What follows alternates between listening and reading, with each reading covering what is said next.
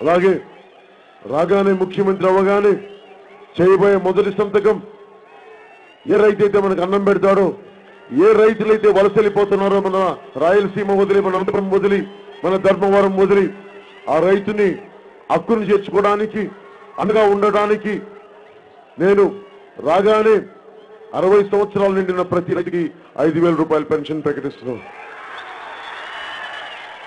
ఏ నేతకి, ఏ ధర్మవరం నేత కార్మికుడైతే దేశానికి, మన రాష్ట్రానికి పేరు తెచ్చాడో ఆ నేత కార్మికుడికి 58 సంవత్సరాలు నిండగానే, ఎందుకంటే నేను నేత కార్మికులను చూశాను, చాలా పెరిగేటప్పుడు చాలా తొందరగా చూపు పోద్ది, చాలా ప్రత్యేక ఆరోగ్య సమస్యలు ఉంటాయి. అందుకని వారికి 59 ఏళ్ల వయసుకే నేను వారికి నెలకి 5,000 రూపాయలు వచ్చిన ప్రతి నేత కార్మికుడికి, 59 సంవత్సరాలు వచ్చిన ప్రతి నేత కార్మికుడికి 5,000 రూపాయల పెన్షన్ ని మన జనసేన ప్రభుత్వం రాగానే ఇస్తుంది.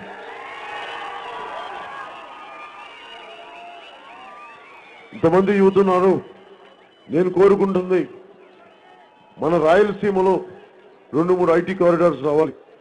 ఎక్కడో హుండాయి మోటార్స్ అని ఒక అనంతపురంలో కాకుండా పరిశ్రమలు రావాలి.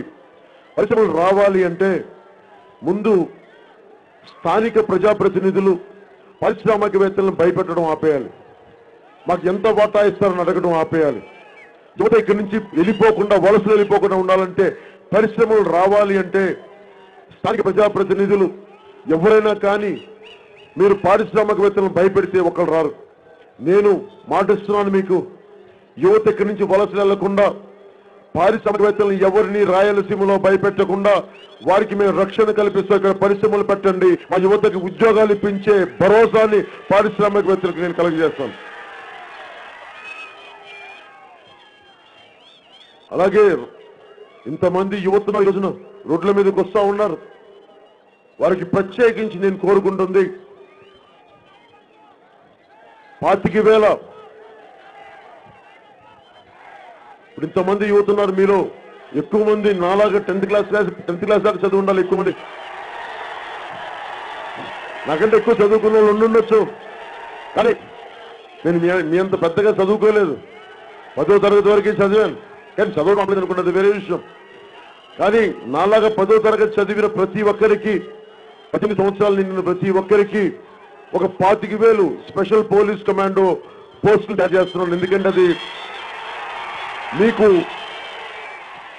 లా అండ్ ఆర్డర్ పోలీస్కి సహకరించడానికి, ట్రాఫిక్ సమస్యలు క్రమబద్ధీకరించడానికి, నైట్ గస్తీలకి